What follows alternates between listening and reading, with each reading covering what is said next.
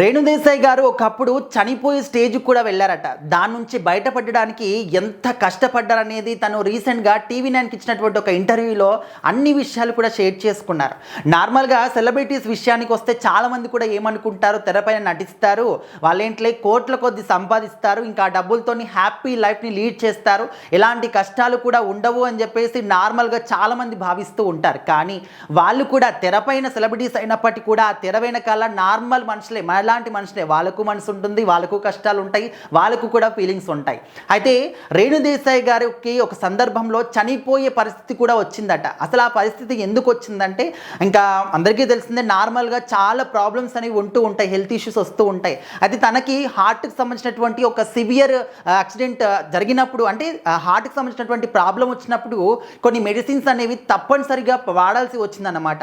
So ఆ medicines వాడినప్పుడు నేను నా బాడీ అంతా కూడా ఉబ్బిపోవడం కానీ, అంటే లావ్ అవుతా అని చెప్పేసి ముందుగానే చెప్పారు, కానీ నేను వాటిని అవాయిడ్ చేయలేను, అదేవిధంగానే తీసుకొని ఈ విధంగా అవుతా అని చెప్పేసి ఈ విధంగా కూడా అనుకోలేదు.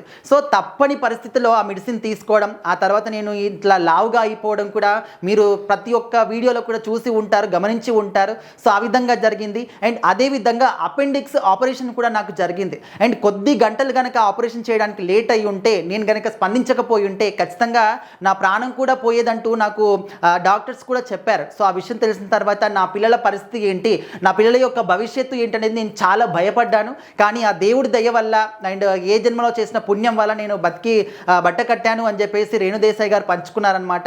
ఇప్పటి వరకు ఏ ఒక్క మీడియాతో కూడా ఇలాంటి పర్సనల్ విషయాలు మాత్రం షేర్ చేసుకోలేదు. అపెండిక్స్ ఆపరేషన్ అయింది, అదేవిధంగా హార్ట్కి సంబంధించినటువంటి ప్రాబ్లము వచ్చింది. సో ఆ మెడిసిన్స్ వల్లనే తను లావ్ అయిందనే విషయాన్ని కూడా చెప్పారు. సో ఆ తర్వాత ఆయుర్వేద వైద్యం వల్ల కొంచెం నేను ఇప్పుడు రికవరీ అవుతూ ఉన్నాను. మళ్ళీ నేను కోలుకొని మళ్ళీ సినిమాల్లో అవకాశాలు రావడం కానీ, అదేవిధంగా ఇంకా నా లైఫ్ నేను లీడ్ చేస్తూ ఉన్నానంటూ తను చెప్పుకొచ్చారనమాట. తన పిల్లల గురించి ఎప్పుడు కూడా చెప్తూ ఉంటారు, వాళ్ళే నాకు ఇంపార్టెంట్ అని చెప్పేసి, నాకన్నా కూడా వాళ్ళ భవిష్యత్తే నాకు ఇంపార్టెంట్, వాళ్ళ భవిష్యత్ అనేది బంగారు బాటగా మార్చాలని చెప్పేసి నేను హర్నిషలు కూడా కష్టపడుతూనే ఉంటాను, నా జీవితం అంతా కూడా వాళ్ళ కోసమే అంటూ కూడా వాళ్ళ పిల్లల గురించి కూడా చెప్పుకున్నారనమాట.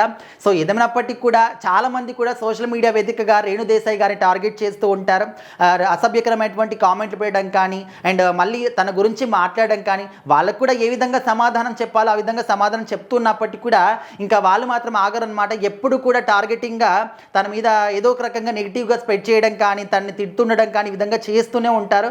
సో వాటికి అన్ని రకాలుగా సమాధానం చెప్తూనే ఉంటారు. కానీ కొన్ని సందర్భాల్లో వాళ్ళు కూడా బాధేస్తుంది అనే విషయాన్ని కూడా రేణుదేశాయ్ గారు చెప్పుకొచ్చారు. ఏదైనప్పటికీ కూడా ఒకనొక సందర్భంలో మాత్రం చనిపోయే స్టేజ్ కూడా వెళ్ళనంటూ ఆ విషయం చెప్పుకోవడం, చాలామంది కూడా ఆ విషయం పట్ల బాధపడుతూ ఉన్నారు.